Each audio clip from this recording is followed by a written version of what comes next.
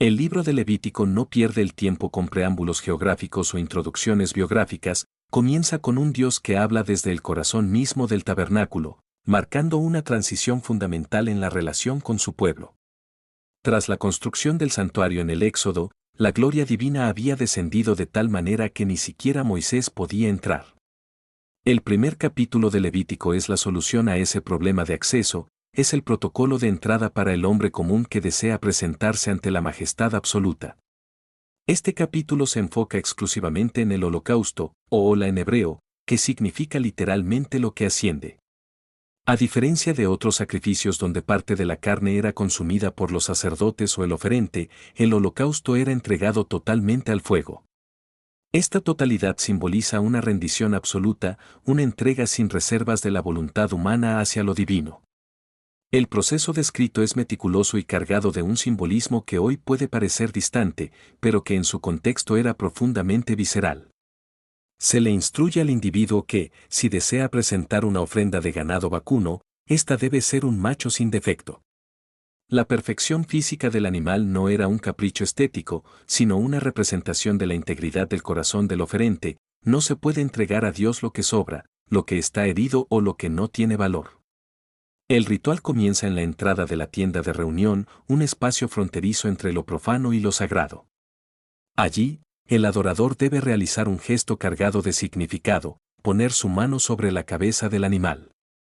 Este acto, conocido como semicá, no es un simple toque, sino una presión firme que simboliza la transferencia de identidad. En ese momento, el animal se convierte en el representante del hombre, su vida se vuelve la vida del oferente, y su destino en el altar es el destino que el hombre reconoce que debería ser el suyo por su imperfección. Una vez establecida esta unión simbólica, el oferente mismo, y no el sacerdote, debe degollar al animal. Es un recordatorio crudo de que el acercamiento a lo sagrado conlleva un costo de vida. La sangre, que en el pensamiento bíblico es el vehículo de la existencia, es recogida por los hijos de Aarón, los sacerdotes, quienes tienen la responsabilidad de rociarla alrededor del altar. Este rociamiento de sangre es el mecanismo legal y espiritual de la expiación, es la señal visual de que la vida ha sido entregada para cubrir la brecha abierta por la fragilidad humana. El altar se convierte así en el punto de contacto donde la tierra y el cielo se reconcilian. El animal es entonces desollado y cortado en piezas, un proceso que expone el interior del animal, asegurando que nada quede oculto. El fuego, mantenido por los sacerdotes, consume cada parte, la cabeza, el cuerpo y la grasa. Incluso las entrañas y las piernas deben ser lavadas con agua antes de ser quemadas, enfatizando que hasta lo más profundo y lo más sucio del ser debe ser purificado antes de ascender hacia Dios. El capítulo extiende estas instrucciones a quienes no poseen grandes recursos económicos, demostrando que el acceso a Dios no es un privilegio de clase. Si alguien no puede ofrecer un toro, puede traer una oveja o una cabra, siguiendo el mismo rigor de perfección y entrega. Si su pobreza es mayor, el texto permite la ofrenda de aves, como tórtolas o palominos. Aunque el procedimiento cambia ligeramente, el sacerdote debe degollar el ave con su uña y quemarla directamente, el resultado teológico es idéntico. Se utiliza una frase que se repite como un estribillo a lo largo de todo el capítulo, ofrenda encendida de olor grato para el Señor. Esta expresión no sugiere que Dios necesite el aroma de la carne asada para alimentarse, como creían las culturas paganas circundantes, sino que es una metáfora de la aceptación divina. El olor grato es la satisfacción de Dios al ver la obediencia, la humildad y el deseo de reconciliación de su pueblo. Este primer capítulo establece la base de toda la vida espiritual en el desierto, la idea de que la santidad es peligrosa pero accesible a través del orden. Cada instrucción técnica, desde la disposición de la leña hasta el lavado de las vísceras, subraya que no se llega ante el Creador bajo los propios términos del hombre, sino bajo los términos de la santidad misma. El holocausto representa el ideal de la devoción, el reconocimiento de que todo lo que somos y tenemos pertenece a la fuente de la vida. Al finalizar este capítulo, el lector entiende que el camino hacia el tabernáculo está abierto, pero que requiere una transformación total, una purificación por fuego y agua, y sobre todo, la sustitución de la propia vida por una ofrenda que represente la perfección que nosotros, por nuestra cuenta, no podemos alcanzar. Es el inicio de una pedagogía divina que busca enseñar a una nación de esclavos recién liberados cómo convertirse en un reino de sacerdotes y gente santa, empezando por el gesto más simple y profundo, la entrega total sobre el altar. Si el primer capítulo de Levítico establecía la entrega total a través de la vida y el fuego, el segundo capítulo introduce una dimensión distinta de la devoción, la ofrenda de grano o minja. En el contexto del antiguo cercano Oriente, esta palabra significaba originalmente un regalo o un tributo que un vasallo entregaba a su señor para reconocer su soberanía y asegurar su favor. Al integrar la harina, el aceite y el incienso en el sistema del tabernáculo, el texto sagrado enseña que la santidad no solo reclama la vida animal, sino también el fruto del trabajo humano y el sustento diario. Mientras que el holocausto representaba la rendición del ser, la ofrenda de cereal representa la consagración de lo que el hombre produce con el sudor de su frente. Es el reconocimiento de que incluso el pan cotidiano, resultado de sembrar, segar y moler, es en última instancia un don divino que debe ser devuelto en parte a su origen. La instrucción comienza con la harina fina de trigo. No se trata de cualquier grano recolectado al azar, sino de la parte más selecta y pura, procesada cuidadosamente para eliminar toda impureza. Sobre esta harina, el oferente debe derramar aceite y poner incienso. El aceite, en la cultura bíblica, es símbolo de abundancia, alegría y presencia del Espíritu, mientras que el incienso aporta una dimensión de elevación y purificación aromática. El ritual de entrega es sutil pero cargado de simbolismo. El adorador lleva la mezcla a los hijos de Aarón y el sacerdote toma de ella un puñado memorial. Este puñado, que contiene toda la esencia del incienso y parte de la harina con aceite, es quemado sobre el altar. El resto de la ofrenda no se destruye, sino que se entrega a los sacerdotes. Aquí se establece un principio de sostenimiento comunitario. Lo que es santo para Dios sirve también para alimentar a quienes sirven en su casa, creando un vínculo indisoluble entre el culto y el cuidado de los ministros del santuario. El capítulo detalla diversas formas en que este cereal puede ser presentado, adaptándose a las realidades de la cocina doméstica de la época. Se menciona la ofrenda cocida al horno, en forma de tortas sin levadura amasadas con aceite o de hojaldres untados con aceite. También se contempla la ofrenda preparada en sartén o en cazuela. Esta inclusión de los utensilios cotidianos santifica la esfera de lo doméstico. El acto de cocinar se convierte en un acto de adoración. Sin embargo, hay dos restricciones estrictas que funcionan como fronteras teológicas innegociables: la prohibición de la levadura y de la miel en cualquier ofrenda quemada para el Señor. La levadura, que fermenta y expande la masa, se asocia simbólicamente con la corrupción, el orgullo o la alteración de la naturaleza original de las cosas. La miel, aunque dulce, representaba para muchas culturas paganas un elemento de fermentación y un lujo que podía distraer de la sobriedad del culto.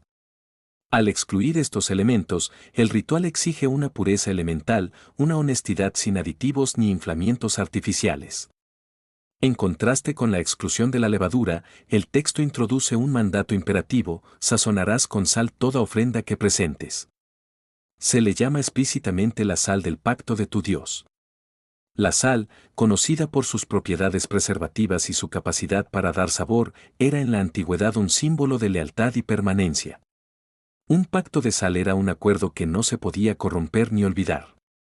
Al exigir que cada grano que toque el altar sea salado, Dios está recordando al pueblo que su relación con Él no es un sentimiento pasajero, sino una alianza indestructible. La sal detiene la descomposición, al igual que la obediencia a estas leyes pretende detener la descomposición moral y social del pueblo de Israel. Cada grano de sal sobre la harina es un recordatorio de la fidelidad divina y de la responsabilidad humana de mantener viva esa conexión. El capítulo también aborda las ofrendas de las primicias, los primeros granos que brotan de la tierra tras la cosecha.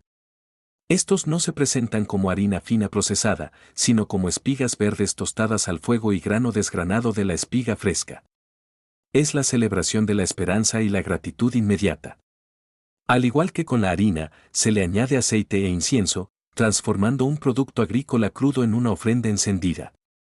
Al pedir lo primero y lo mejor de la cosecha, el texto instruye al corazón humano en la disciplina de la prioridad. No se le da a Dios lo que queda al final de la temporada, sino lo que inaugura la abundancia. Es un ejercicio de fe, entregar parte de los primeros frutos antes de saber si el resto de la cosecha estará a salvo de plagas o tormentas. A través de estos procedimientos, el segundo capítulo de Levítico construye una teología del trabajo y la provisión. Si el capítulo anterior era sobre la sangre y la vida, este es sobre el pan y la lealtad. Si el primer capítulo de Levítico establecía la entrega total a través de la vida y el fuego, el segundo capítulo introduce una dimensión distinta de la devoción, la ofrenda de grano o minja. En el contexto del antiguo Cercano Oriente, esta palabra significaba originalmente un regalo o un tributo que un vasallo entregaba a su señor para reconocer su soberanía y asegurar su favor. Al integrar la harina, el aceite y el incienso en el sistema del tabernáculo, el texto sagrado enseña que la santidad no solo reclama la vida animal, sino también el fruto del trabajo humano y el sustento diario. Mientras que el holocausto representaba la rendición del ser, la ofrenda de cereal representa la consagración de lo que el hombre produce con el sudor de su frente. Es el reconocimiento de que incluso el pan cotidiano, resultado de sembrar, segar y moler, es en última instancia un don divino que debe ser devuelto en parte a su origen. La instrucción comienza con la harina fina de trigo. No se trata de cualquier grano recolectado al azar, sino de la parte más selecta y pura, procesada cuidadosamente para eliminar toda impureza. Sobre esta harina, el oferente debe derramar aceite y poner incienso. El aceite, en la cultura bíblica, es símbolo de abundancia, alegría y presencia del Espíritu, mientras que el incienso aporta una dimensión de elevación y purificación aromática. El ritual de entrega es sutil pero cargado de simbolismo. El adorador lleva la mezcla a los hijos de Aarón y el sacerdote toma de ella un puñado memorial. Este puñado, que contiene toda la esencia del incienso y parte de la harina con aceite, es quemado sobre el altar. El resto de la ofrenda no se destruye, sino que se entrega a los sacerdotes. Aquí se establece un principio de sostenimiento comunitario. Lo que es santo para Dios sirve también para alimentar a quienes sirven en su casa, creando un vínculo indisoluble entre el culto y el cuidado de los ministros del santuario. El capítulo detalla diversas formas en que este cereal puede ser presentado, adaptándose a las realidades de la cocina doméstica de la época. Se menciona la ofrenda cocida al horno, en forma de tortas sin levadura amasadas con aceite o de hojaldres untados con aceite. También se contempla la ofrenda preparada en sartén o en cazuela. Esta inclusión de los utensilios cotidianos santifica la esfera de lo doméstico. El acto de cocinar se convierte en un acto de adoración. Sin embargo, hay dos restricciones estrictas que funcionan como fronteras teológicas innegociables: la prohibición de la levadura y de la miel en cualquier ofrenda quemada para el Señor. La levadura, que fermenta y expande la masa, se asocia simbólicamente con la corrupción, el orgullo o la alteración de la naturaleza original de las cosas.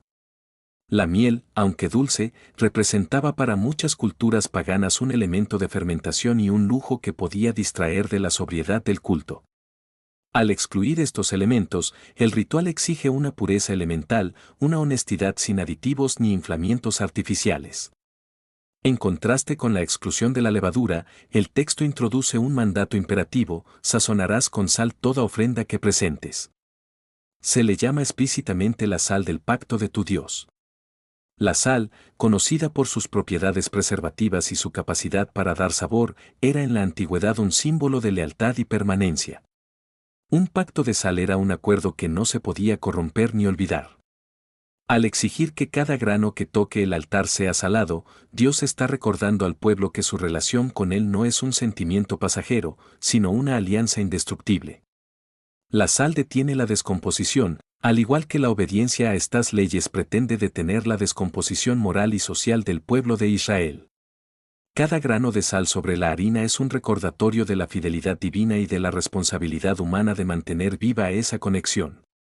El capítulo también aborda las ofrendas de las primicias, los primeros granos que brotan de la tierra tras la cosecha.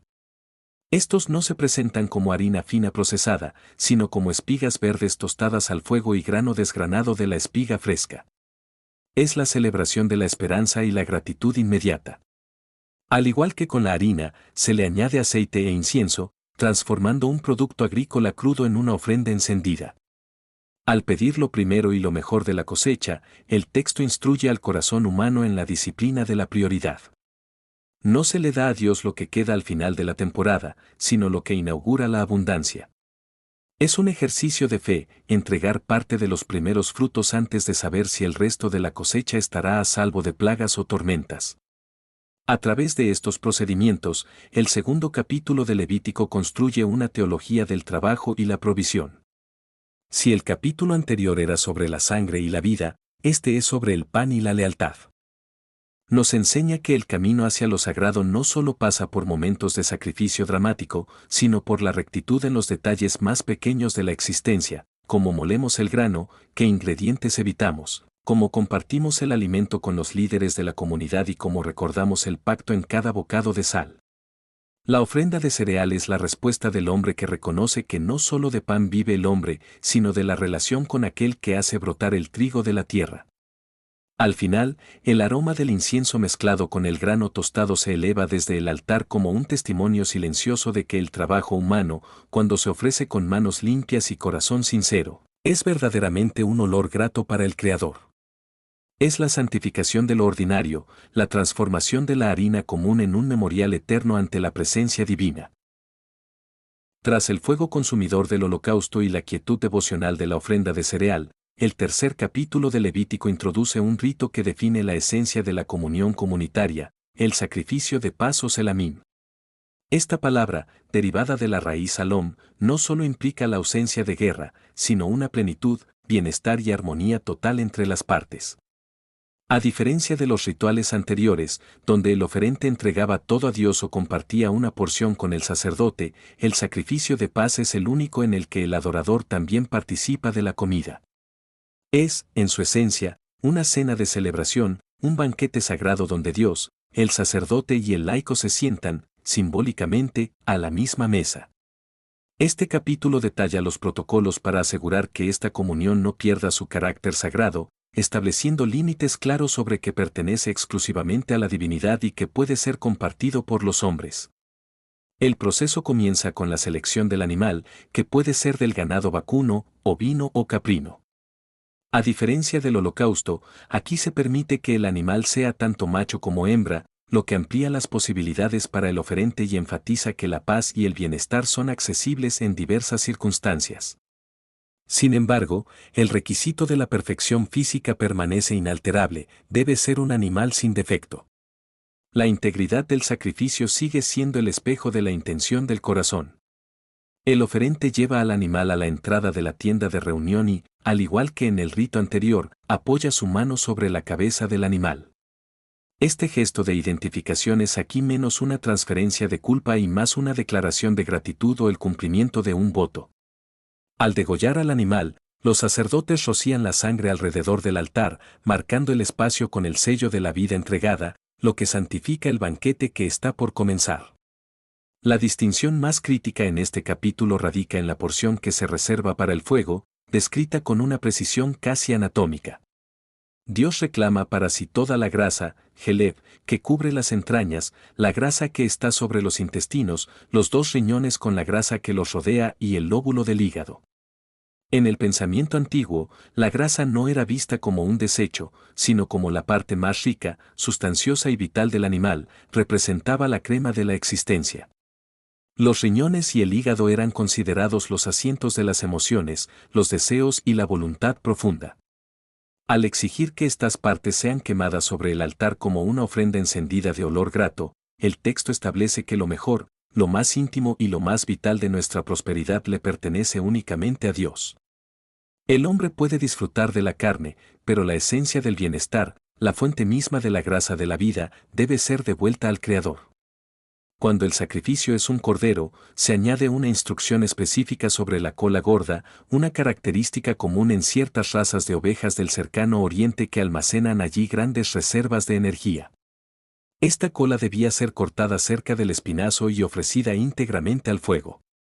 Este detalle refuerza la idea de que nada de lo que se considere lo mejor debe ser retenido por el hombre para su propio consumo egoísta. La repetición constante de estas instrucciones para vacas, ovejas y cabras actúa como una letanía que graba en la conciencia del pueblo una jerarquía de valores, la comunión es posible, el banquete es real, pero Dios es siempre el anfitrión principal que recibe la porción de honor. El altar se describe aquí como el alimento de la ofrenda encendida para el Señor, una imagen poderosa que sugiere que Dios acepta la devoción de su pueblo como sustento para la relación pactada. El capítulo concluye con un decreto perpetuo que resuena a través de las generaciones de Israel: ninguna grasa ni ninguna sangre comeréis. Esta prohibición no es meramente dietética o higiénica, es una frontera teológica fundamental. La sangre es la vida, y la vida pertenece al autor de la misma; la grasa es la excelencia, y la excelencia pertenece al dador de toda buena dádiva. Al abstenerse de estos elementos en su dieta diaria, el israelita común transformaba cada comida en su hogar en un acto de memoria constante. Cada vez que evitaba la grasa o drenaba la sangre, recordaba que su prosperidad y su existencia misma no eran logros propios, sino préstamos divinos. Esta disciplina de la restricción en medio de la abundancia es lo que permite que el bienestar no se convierta en idolatría. El sacrificio de paz, por tanto, funciona como el pegamento social y espiritual de la nación. Era la ofrenda que se presentaba en momentos de gran alegría, tras una victoria, una cosecha abundante o la recuperación de la salud. Al comer la carne del sacrificio en las inmediaciones del santuario, el adorador celebraba que su felicidad no era solitaria, sino que estaba integrada en una realidad más grande. Este capítulo enseña que la paz verdadera no es simplemente la ausencia de conflicto, sino la presencia de un orden donde Dios recibe lo que es suyo y el hombre encuentra satisfacción en lo que se le ha concedido. La Selamín es el recordatorio de que la santidad no es solo un proceso de purificación por el pecado, sino también la capacidad de celebrar la vida con gratitud, reconociendo que cada banquete terrenal es un eco de la armonía celestial que Dios desea restaurar con su creación. Es la santificación del gozo humano, regulada por la reverencia y sellada por el fuego del altar. Tras haber establecido los protocolos para la entrega voluntaria, la gratitud y la comunión en los capítulos anteriores, el cuarto capítulo de Levítico introduce una nota de realismo espiritual necesaria: el tratamiento del error humano. Este capítulo se ocupa de la ofrenda por el pecado, o hattat, que se traduce más precisamente como una ofrenda por errar el blanco. A diferencia de los sacrificios previos, que eran expresiones de devoción o paz, la ofrenda descrita aquí es obligatoria y surge ante la transgresión inadvertida de los mandamientos divinos. El texto parte de una premisa fundamental: el pecado, incluso cuando no es intencional, tiene consecuencias objetivas que contaminan el santuario y rompen el tejido de la comunidad. La santidad de Dios es tan absoluta que la ignorancia no anula la necesidad de purificación. El pecado inadvertido crea una impureza que debe ser removida para que la presencia divina pueda seguir habitando en medio del pueblo. El capítulo organiza las instrucciones según una jerarquía de responsabilidad, comenzando por el nivel más alto, el sacerdote ungido. Si el líder espiritual peca, su error no es privado, trae culpa sobre todo el pueblo, pues él es el representante de la nación ante Dios. Por la gravedad de su posición, se requiere el sacrificio más costoso: un becerro joven y sin defecto. El ritual aquí es más complejo y profundo que en los casos anteriores. Después de la imposición de manos y el degüello, el sacerdote debe llevar parte de la sangre dentro de la tienda de reunión. Allí, debe rociar la sangre 7 veces frente al velo del santuario y colocar otra parte sobre los cuernos del altar del incienso aromático. Este acto simboliza que el pecado del líder ha penetrado hasta el corazón mismo del sistema de adoración, afectando la comunicación íntima con Dios. El resto de la sangre se derrama en la base del altar de los holocaustos, pero, de manera significativa, el cuerpo del becerro no se quema en el altar ni se come, debe ser llevado fuera del campamento, a un lugar limpio donde se echan las cenizas, para ser consumido totalmente por el fuego. Esto enfatiza que el pecado del sacerdote es una carga tan pesada que debe ser expulsada completamente de la comunidad. La segunda categoría es el pecado de toda la congregación de Israel. Esto ocurre cuando la comunidad, como un todo, actúa de manera contraria a los decretos divinos por ignorancia o mala interpretación, y luego se da cuenta de su falta. En este caso, los ancianos, actuando en representación de todos, ponen sus manos sobre la cabeza del becerro. El procedimiento con la sangre es idéntico al del sacerdote. La purificación debe llegar hasta el velo y el altar del incienso, pues el pecado colectivo compromete la identidad nacional ante el Creador. Al igual que con el sacerdote, el animal se quema fuera del campamento. El texto concluye esta sección con una promesa poderosa que se repetirá como un bálsamo a lo largo del capítulo: el sacerdote hará expiación por ellos, y se les perdonará. La expiación, kippur, significa literalmente cubrir o limpiar, sugiriendo que el ritual restaura la relación que el error había dañado. El capítulo desciende luego a la figura del jefe o gobernante. Cuando un líder civil peca por yerro, la ofrenda requerida es un macho cabrío sin defecto. El ritual de la sangre es menos intenso: el sacerdote pone la sangre sobre los cuernos del altar del holocausto, el altar exterior, indicando que el pecado del gobernante, aunque grave, no ha penetrado tan profundamente en la estructura cúltica como el del sacerdote o la nación entera. Finalmente, se aborda el caso del individuo común, el ciudadano de a pie. Para él, la provisión divina es accesible: una hembra de las cabras o una cordera. Este detalle muestra que Dios toma en cuenta la capacidad y la posición de cada persona, pero exige la misma seriedad en la purificación. El procedimiento es similar al del gobernante, centrando la expiación en el altar exterior, donde el fuego consume la grasa como un olor grato, mientras la sangre limpia el registro de la falta del individuo.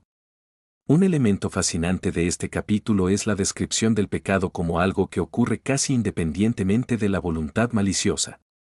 El término hebreo implica tropezar, perder el camino o actuar sin darse cuenta de la gravedad de la acción. Levítico enseña aquí que la responsabilidad no depende únicamente de la intención, sino de la realidad del acto. Vivir en la presencia de lo sagrado requiere una vigilancia constante y una conciencia aguda de los límites. El sistema de la ofrenda por el pecado reconoce que los seres humanos somos propensos al error, pero ofrece un camino de salida. No deja al pecador en la desesperación de su falta, sino que proporciona una tecnología espiritual de restauración. El pecado es real y contamina, pero la gracia divina, manifestada a través del sacrificio, es más real y tiene el poder de limpiar. La estructura del capítulo subraya una verdad social profunda: el impacto del pecado es proporcional a la influencia de quien lo comete. Cuanto más alta es la autoridad, más profundo llega el daño y más radical debe ser la purificación. Sin embargo, al final de cada sección, el resultado es el mismo: el perdón. El capítulo 4 de Levítico transforma el tabernáculo de un lugar de juicio en un lugar de sanidad. Nos recuerda que la santidad no es una perfección estática e inalcanzable, sino una relación dinámica que puede ser restaurada. Al exigir que la sangre toque los cuernos del altar y que la grasa se queme, Dios está diciendo que la vida y la esencia del sacrificio cubren el vacío dejado por la desobediencia del hombre. La ofrenda por el pecado es el mecanismo de mantenimiento de la alianza, es lo que permite que una comunidad de seres humanos falibles siga caminando hombro a hombro con un Dios infalible. Es la pedagogía del arrepentimiento traducida en sangre, fuego y cenizas, asegurando que el error no sea el punto final, sino una oportunidad para reconocer la necesidad de la misericordia divina. El quinto capítulo de Levítico funciona como un puente esencial entre la responsabilidad moral y la capacidad económica de cada individuo, expandiendo la lógica de la purificación iniciada en el capítulo anterior. Mientras que el capítulo 4 se centraba en errores generales por ignorancia, este bloque se adentra en situaciones específicas donde el pecado roza la negligencia, el silencio cómplice o la falta de cuidado en el cumplimiento de los compromisos sagrados. Aquí se introduce la ofrenda por la culpa, o asam, que aborda casos donde no solo hay una mancha espiritual que limpiar, sino también una reparación que realizar o una confesión que pronunciar.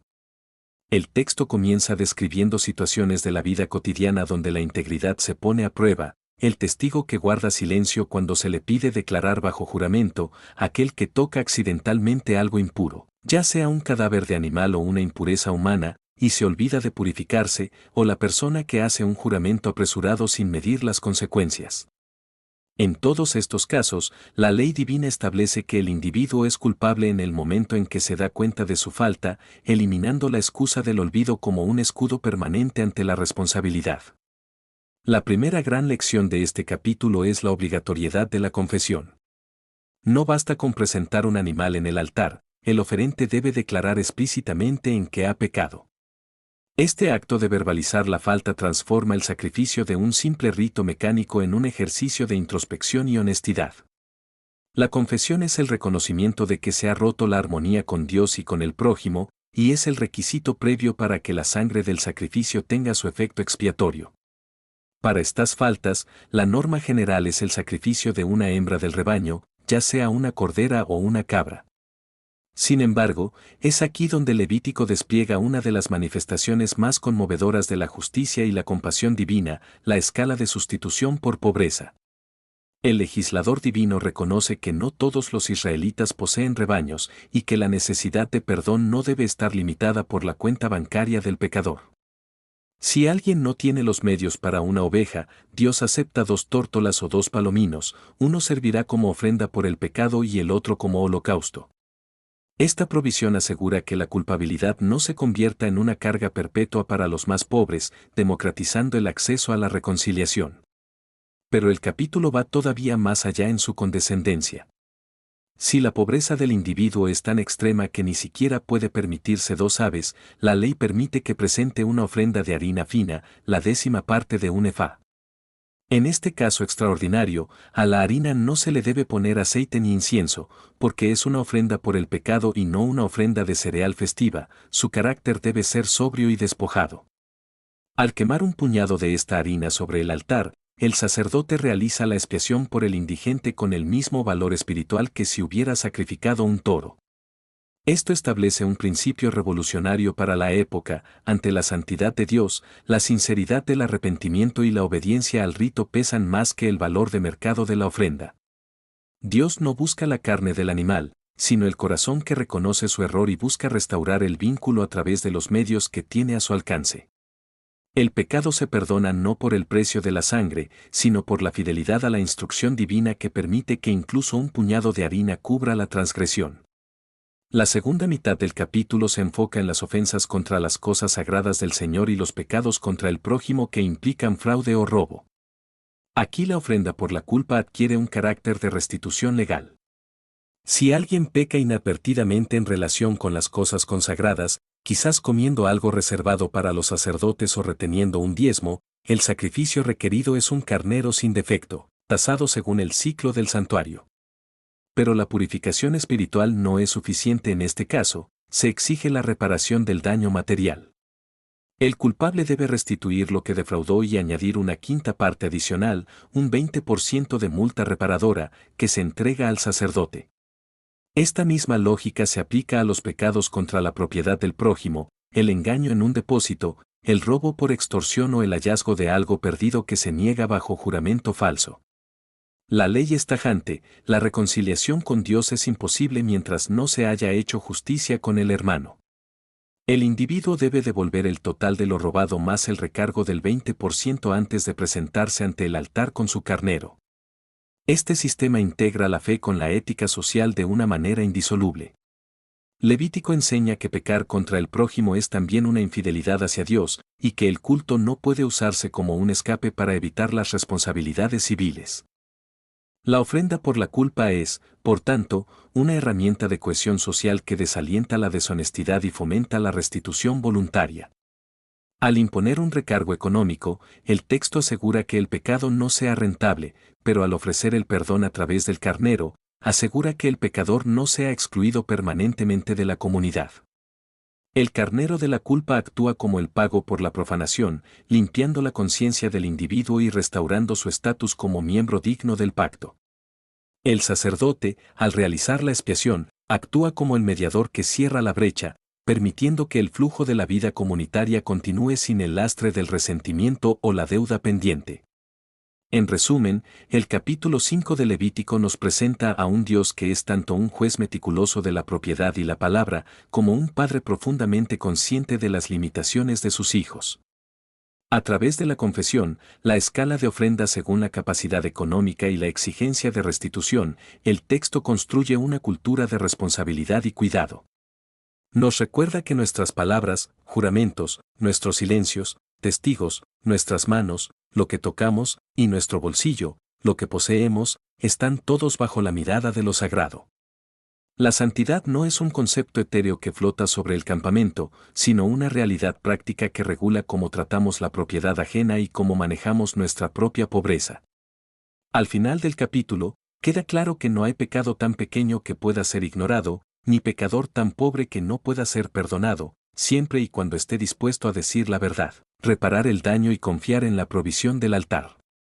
Es la arquitectura de una sociedad donde la misericordia y la justicia se besan, asegurando que el campamento de Israel sea un lugar donde el error humano es gestionado con orden, dignidad y una esperanza inquebrantable en la restauración.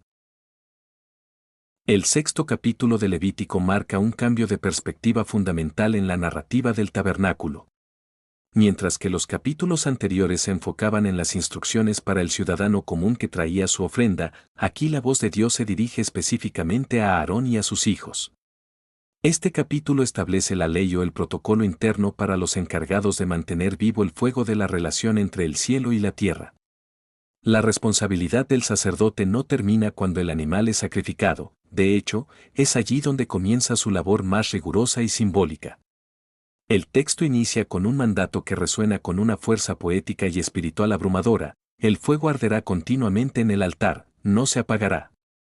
Esta llama perpetua no era solo una necesidad práctica para los sacrificios diarios, sino el signo visible de la presencia ininterrumpida de Dios y de la vigilancia constante del hombre. El sacerdote tiene la misión de alimentar este fuego cada mañana con leña nueva, asegurando que la conexión nunca se enfríe, incluso en el silencio de la noche. El mantenimiento de este altar exige un ritual de vestidura y purificación que subraya la solemnidad del oficio. El sacerdote debe vestir sus vestiduras de lino, símbolo de pureza y frescura, para retirar las cenizas del holocausto. Sin embargo, para llevar esas cenizas fuera del campamento, debe cambiarse de ropa, poniéndose vestiduras comunes. Este detalle técnico enseña una lección de humildad y orden. Lo que ha sido tocado por el fuego sagrado debe tratarse con respeto, pero el servidor de Dios debe saber transitar entre lo sagrado y lo profano con propiedad. El manejo de las cenizas es el recordatorio de que, en el servicio divino, hasta los residuos del sacrificio tienen un lugar y un propósito. La limpieza del altar no es una tarea doméstica menor, sino un acto de reverencia que prepara el espacio para la siguiente entrega. A continuación, el capítulo profundiza en la ley de la ofrenda de cereal. Aquí se establece el derecho del sacerdote a participar del sustento que el pueblo trae a Dios. Una parte de la harina se quema como memorial, pero el resto pertenece a Aarón y sus hijos, quienes deben comerlo sin levadura y en un lugar santo, el atrio de la tienda de reunión. Se enfatiza que esta porción es santísima, equiparable a las ofrendas por el pecado. Al comer de este pan en el recinto sagrado, los sacerdotes están, en cierto modo, completando el acto de adoración del oferente. No es simplemente un salario, sino una extensión del ritual. El texto también introduce la ofrenda que el propio sumo sacerdote debe presentar el día de su unción, una ofrenda de cereal perpetua, mitad por la mañana y mitad por la tarde, cocida en sartén con aceite y totalmente quemada. A diferencia de las ofrendas del pueblo, de la cual el sacerdote come, de su propia ofrenda no puede retener nada. Aquel que ministra el perdón debe ser el primero en demostrar una entrega total y desinteresada. El capítulo también regula con precisión casi quirúrgica el manejo de la ofrenda por el pecado.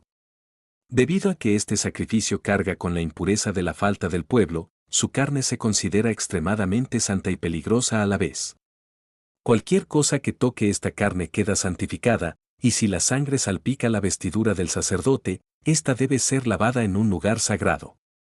Los utensilios utilizados para cocinar esta carne también reciben un tratamiento especial. Si la olla es de barro, debe romperse, pues la porosidad del material absorbe la esencia del sacrificio. Si es de bronce, debe ser fregada y enjuagada con agua. Estas leyes de contaminación por santidad enseñan al pueblo que la relación con Dios no es algo que se pueda tomar a la ligera. Lo sagrado tiene un peso real que afecta a la materia física y requiere un cuidado meticuloso para no ser profanado por el uso común. Hacia el final de este bloque de instrucciones, se retoma el tema de la responsabilidad civil y la restitución, conectando con el final del capítulo 5 pero desde la óptica del sacerdocio. Se abordan los pecados de fraude, el juramento falso sobre objetos perdidos y la opresión económica. El mensaje es coherente: la expiación ante el altar es el paso final de un proceso que comienza con la restitución en la tierra. El sacerdote tiene la función de verificar que el culpable haya devuelto lo robado y añadido la quinta parte antes de proceder con el carnero de la culpa. El sistema no permite que el ritualismo religioso se convierta en una máscara para la injusticia social. La ley de Levítico 6 es, por tanto, una arquitectura de integridad donde el fuego que nunca se apaga en el altar debe encontrar un eco en la honestidad inquebrantable de la vida diaria del israelita. Este capítulo nos presenta un sacerdocio que no es una casta privilegiada de ocio, sino un cuerpo de servidores sujetos a reglas estrictas de higiene, vestimenta, dieta y comportamiento ético. La repetición de frases como esto es cosa santísima sirve para crear un ambiente de asombro y temor reverente.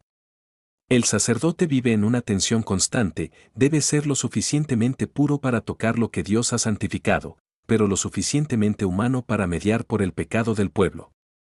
Al comer la carne de la ofrenda por el pecado, el sacerdote está cargando simbólicamente con la falta del otro, convirtiéndose en un puente de misericordia.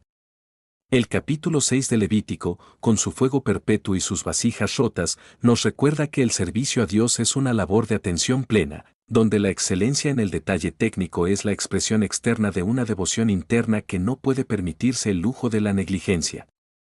Es la santificación de la rutina ministerial, asegurando que el tabernáculo sea siempre un faro de orden en medio del caos del desierto.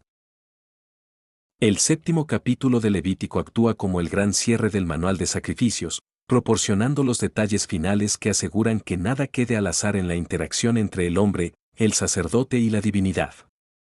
Si los capítulos anteriores establecieron el qué y el cómo, este capítulo se enfoca en el quién y el cuándo, definiendo con precisión las porciones, las recompensas y los límites temporales que rigen la mesa sagrada.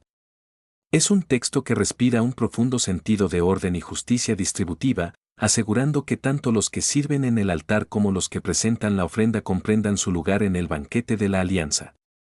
La instrucción comienza retomando la ley de la ofrenda por la culpa, reafirmando su estatus de cosa santísima.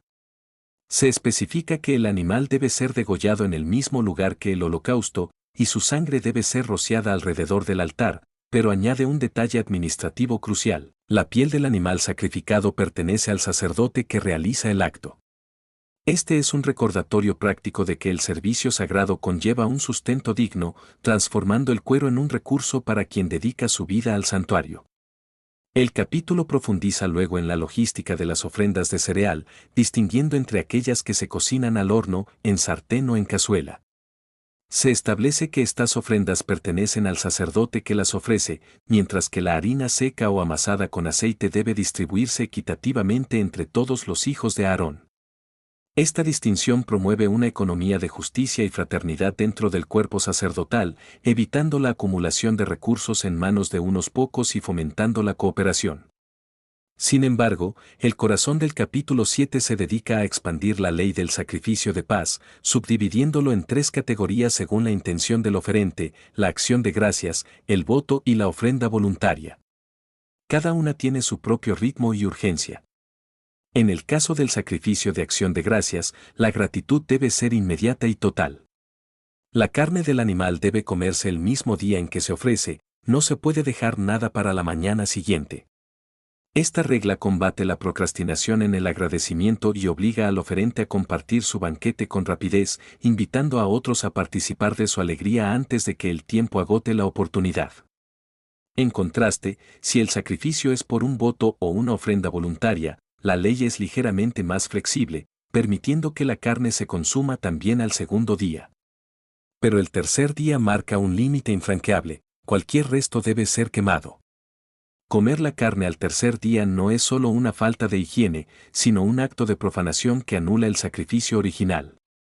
El texto describe esto como una abominación, enseñando que la obediencia a los plazos divinos es tan importante como la calidad del animal presentado. La santidad tiene fecha de vencimiento en el mundo físico para evitar que lo sagrado se convierta en algo común o rancio. Un tema recurrente y severo en este capítulo es la pureza ritual necesaria para participar del banquete. Se advierte con severidad que cualquier persona que, estando impura, coma de la carne del sacrificio de paz, será cortada de su pueblo. Lo mismo ocurre si la carne toca algo impuro, debe ser quemada de inmediato. La santidad de Dios es contagiosa, pero también lo es la impureza del hombre, y el banquete de comunión no permite la mezcla de ambas. Esta regulación protegía la integridad del santuario y recordaba a cada israelita que el acceso a la mesa de Dios requería un examen previo de su estado físico y espiritual.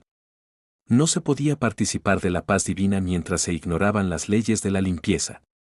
El capítulo también reafirma, con un énfasis solemne, la prohibición absoluta de comer grasa y sangre.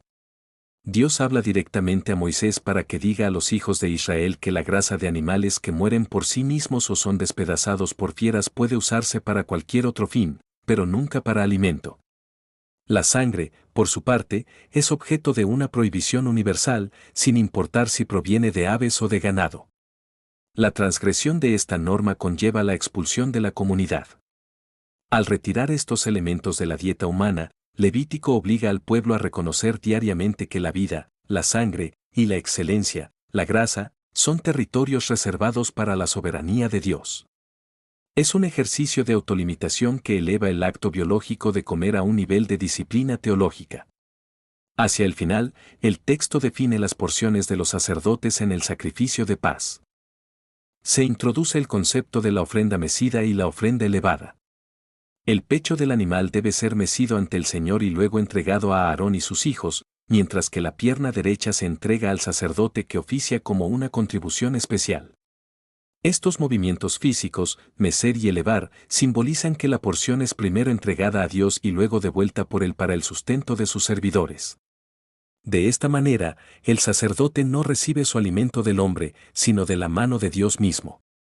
Es un estatuto perpetuo que garantiza que, mientras haya adoración en Israel, habrá provisión para los que cuidan el altar.